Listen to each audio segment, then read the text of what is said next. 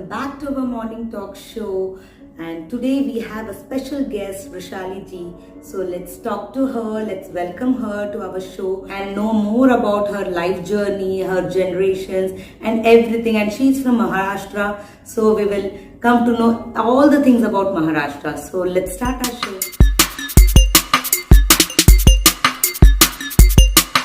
Hello Vrishali ji, कैसे हैं आप? हेलो अच्छी हूँ. Thank you so much. Thank you so much for coming to our show. So आप अब लाइक आपके बारे में कुछ बताएं. मैं महाराष्ट्र से पूना से आई हूँ और मेरा जन्म साल 1955. मेरी मम्मी कोल्हापुर में थी. उधर मेरा जन्म हुआ. बाद में मम्मी हमारे पूना में थे, लेकिन मेरे पिताजी एयरफोर्स में थे. लेकिन वो एयरफोर्स में थे, उनके साथ मैं कानपुर, दिल्ली उनके साथ रही. लेकिन उस टाइम ज़्यादा स्कूल का इंतज़ाम नहीं था उधर, इसलिए मेरी दादी के पास मुझे रखा गया.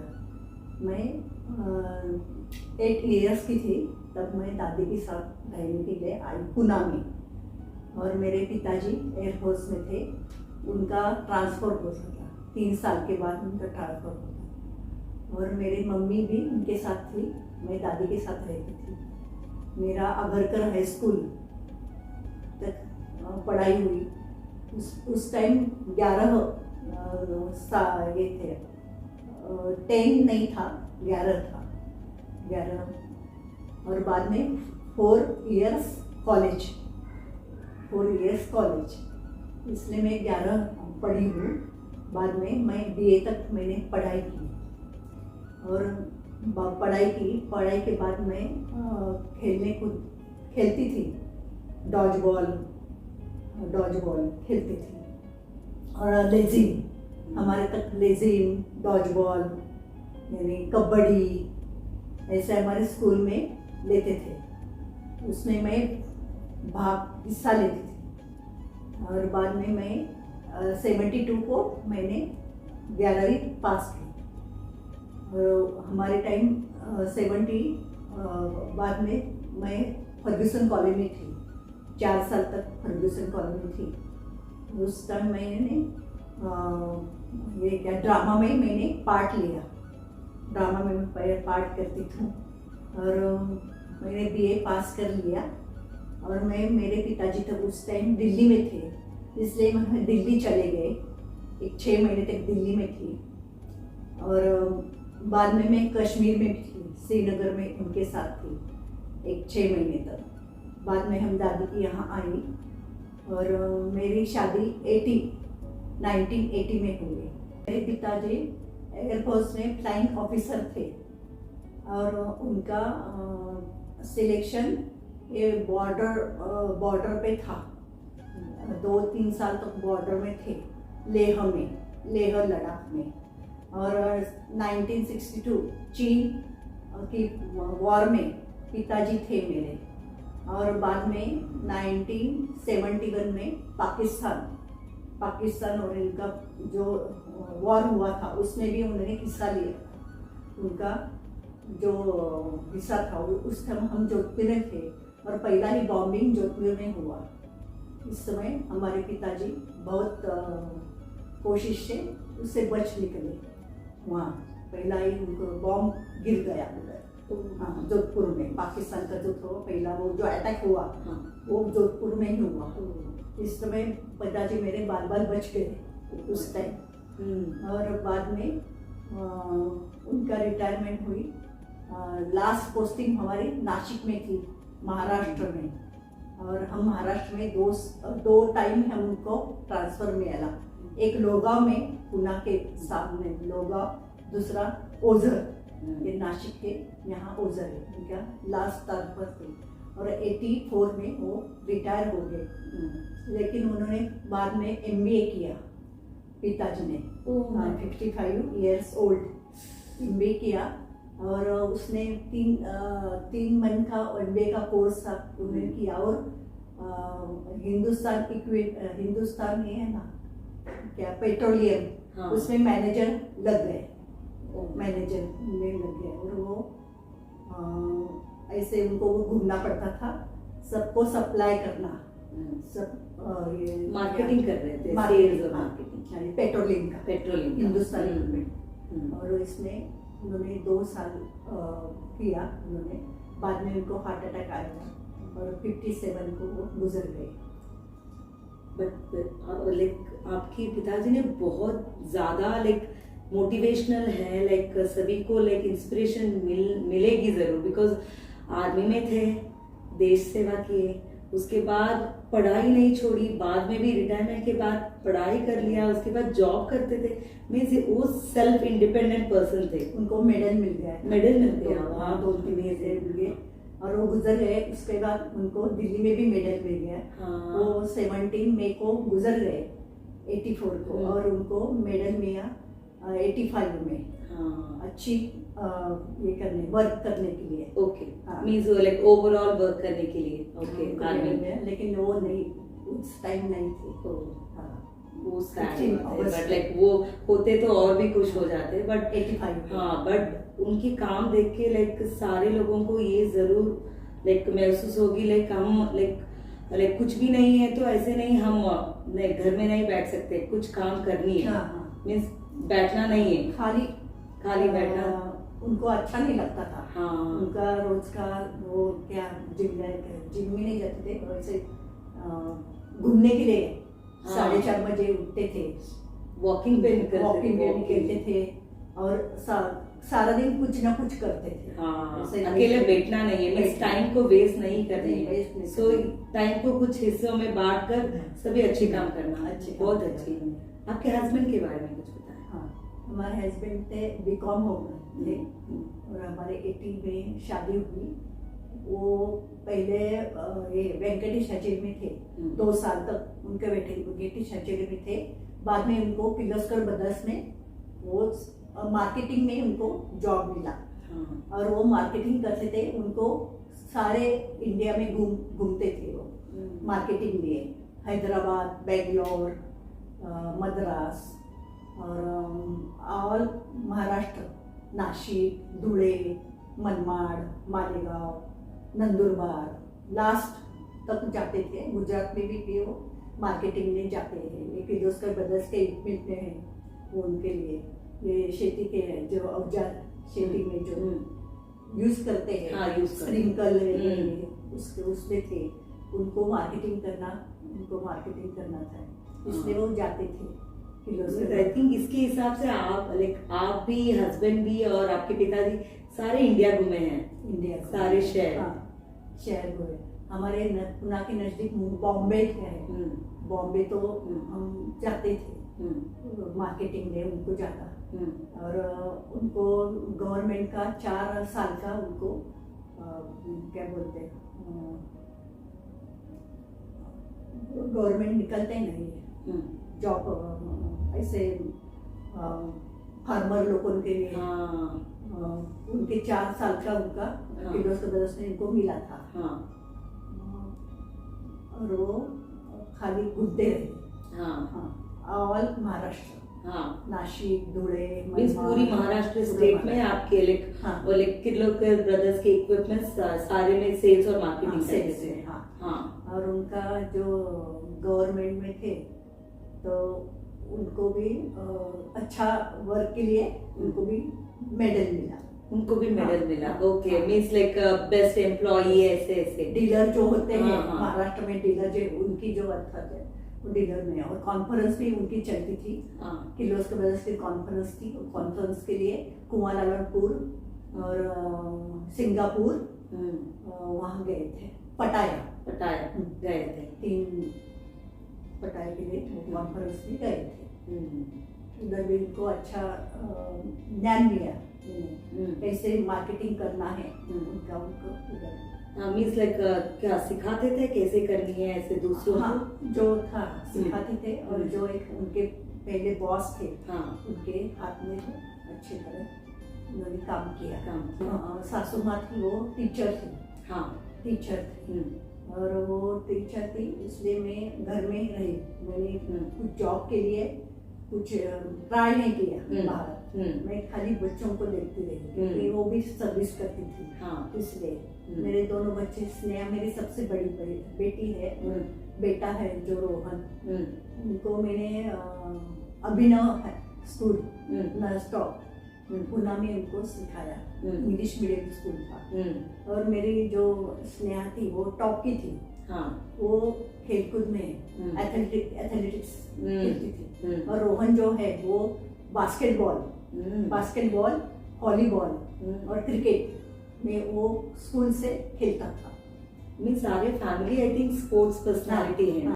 सो लाइक आप बोली थी आपके हस्बैंड बाहर जाते थे, सेल्स और मार्केटिंग में थे, और आपकी मदर इन लॉ टीचर थी, काम पे जा रही थी। सो आप घर पे अकेली थी, बच्चों को संभालना और हाउस होल्ड सब कुछ काम करना। So how did you manage? I manage मैं घर का सब काम कर लेती थी।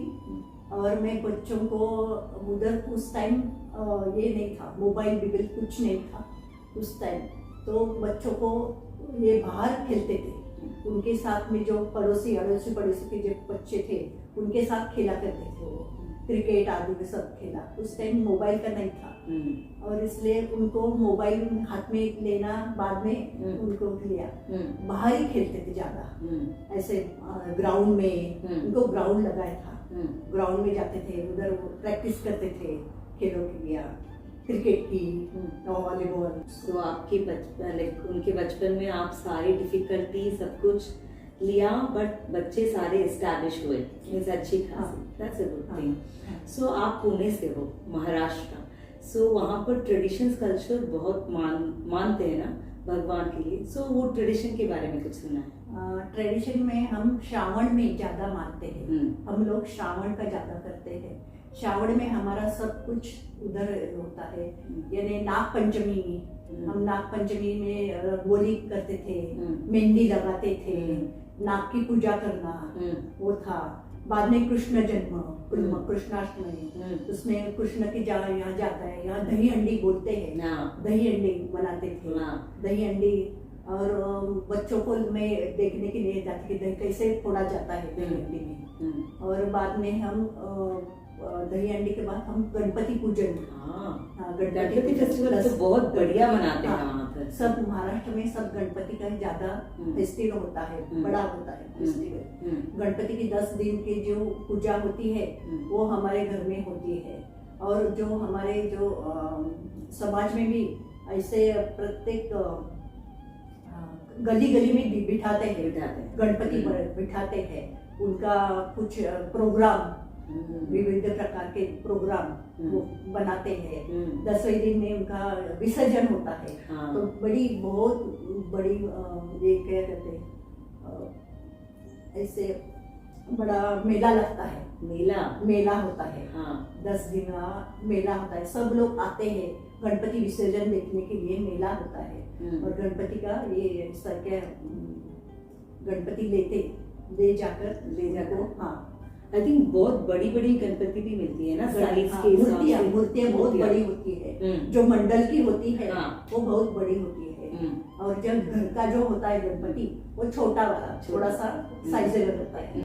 10वें दिन सबका विसर्जन होता है, मेला लगता है, उनकी पूजा होती है सब, और प्रसाद बांटते हैं। मीन्स महाराष्ट्र के क्यूसाइंस भी बहुत मजेदार होते हैं ना, डिफरेंट, वो अलग स्टेट्स में डिफरेंट। ऐसे महाराष्ट्र में कुछ खासियत है, लाइक कौन सी खासियत है, मीन्स कौन सी ऐसे महाराष्ट्र में ही मिलेगा, वो कौन सी क्यूसाइन है? मीन्स फूड में बॉम्बे में वड़ा पाव मिलते हैं। वड़ा पाव बॉम्बे का बहुत अच्छा होता है, यानी फेमस है वड़ा पाव। और वड़ा पाव और पाव भाजी ये बॉम्बे फेमस है। और गुजरात में जैसे गुजरात में, ये महाराष्ट्र के बॉर्डर में है, लेकिन उसमें कच्ची दाबेली हुई और ढोकला, ये 2 फेमस है। और पुणे में समोसा और थोड़ा पर ये बटाटा वड़ा ये भी बना लेते हैं, फेमस है। और अगर नागपुर में जाएंगे तो यहाँ पुणे में मिसल भी अच्छी मिलती है, मिसल के लिए ज्यादा पुणे में मिसाल पाव ना? मिसल पाव, हाँ। हाँ वो फेमस है पुणे में। और ये बटाटा वड़ा, ये दो है। और कचौड़ी वगैरह भी मिलती है, लेकिन वो नागपुर के साइड में, महाराष्ट्र में नागपुर जो है बॉर्डर पे, उधर कचौड़ी मिलती है और जिलेबी फेमस है, रबड़ी और जिलेबी, ऐसे दोनों फेमस है। ऐसे कुछ कुछ गाँव में गए तो खा सकते हैं हम, उधर का ज्यादा खाते हैं ऐसे महाराष्ट्र। सो अब आप यूएई आए हो महाराष्ट्र से, कैसे लग रहा है? इसकी यहाँ का थोड़ा सा अलग है, रहन सहन जो है वो अलग है, और उधर का भी अलग है। यहाँ थोड़ा सा ऐसा क्या बोलते कि यहाँ का लाइफ थोड़ी सी फ्रीली है, फ्री है। हाँ। यहाँ हम घूम सकते हैं, और यहाँ का जो प्लेसेस है वो भी अच्छी है और बड़ी है, और यहाँ का जो माहौल है वो थोड़ा सा अलग है। यहाँ का अलग है, थोड़ा सा ऐसा क्या बोलते हैं, स्वच्छ है, क्लीन है, क्लीननेस। उधर से ज्यादा यहाँ क्लीननेस है और टाइडी है, यानी बहुत अच्छा लोग का जो है रहन सहन वो अच्छा है।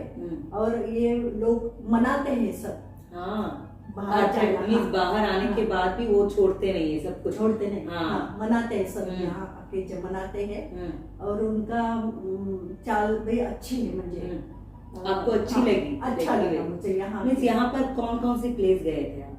मैं ग्लोबल, ग्लोबल एक्सपो में, अभी एक्सपो का चल रहा था, वो भी अच्छा है, वो तो मुझे बहुत अच्छा लगा। मैंने पहली बार ऐसे देखा है कि सब कंट्री इकट्ठा होकर जो मनाते हैं, वो पहली बार मैंने देखा है एक्सपो में। एक्सपो मुझे बहुत अच्छा लगा, मैंने अपने जिंदगी में पहली बार देखा एक्सपो, और वो मुझे अच्छा लगा। यानी बच्चों के लिए आगे बच्चों के लिए भी पढ़ाई में या कल्चरल, उनका जो रहन सहन, उनका जो अभी सब चल रहा है, यानी टेक्नोलॉजी, टेक्नोलॉजी बहुत बड़ी आगे गई है हमारी। यह पहले से अभी टेक्नोलॉजी में हम ज्यादा आगे हैं। आपने बोला था टेलीफोन नहीं था उस टाइम पे कम्युनिकेशन के लिए, अब तो टेलीफोन के घर में बैठ के भी किसी से बात कर सकते हैं, और बाहर के सब दिख सकते हैं, दिखते हैं, यानी हम बात कर सकते हैं, मिलते हैं। बाहर गए, इंटरनेशनल भी गए तो हम देख सकते हैं उनको।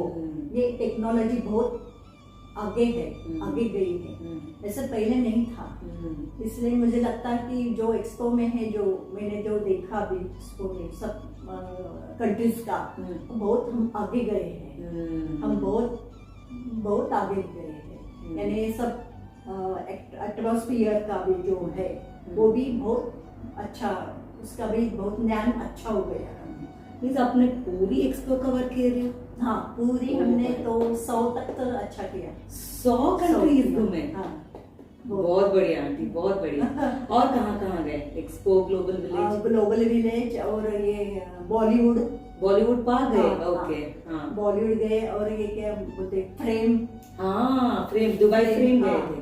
और क्या बोलते, गार्डन है, garden, okay, miracle garden, okay. और ये ग्लोब गार्डन भी गए थे? वो भी देखा मैंने, सब कुछ देखा है। और मुझे वो बहुत अच्छा लगा।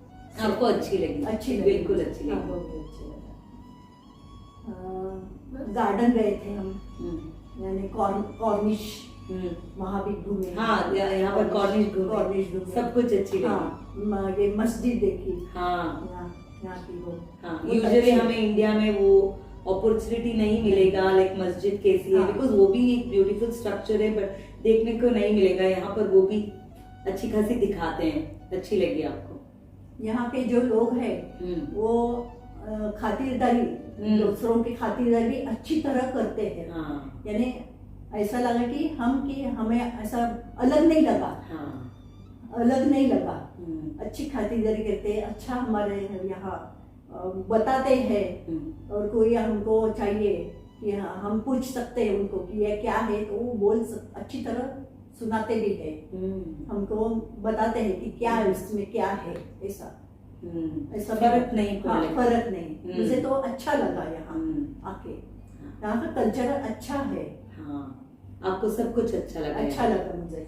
ओके। और यहाँ के जो प्लेसेस है वो तो एक से एक है, हाँ, एक से एक बढ़िया है। आपको सब कुछ टोटली यूएई आके आपको खुशी मिला? खुशी मिली, हाँ। बहुत खुशी मिली। ओके। अच्छा है हाँ, यहाँ के रहन सहन, लोगों का रहना, लोगों की जो है वो रूल जो है वो अच्छी तरह लोग हाँ, ये करते हैं, हम्म, जाते ज्यादा ये नहीं करते, अच्छी तरह रूल भी अच्छी तरह वो करते हैं, इसलिए मुझे अच्छा लगा।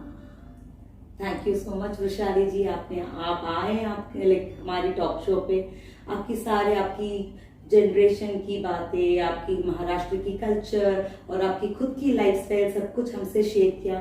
Thank you so much aunty, thank you so much. So चलिए दोस्तों, हम आज की टॉक शो यहीं पर खत्म करते हैं और नेक्स्ट टॉक शो में हम मिलेंगे दूसरी गेस्ट से, स्पेशल गेस्ट से। Till then see you, bye bye.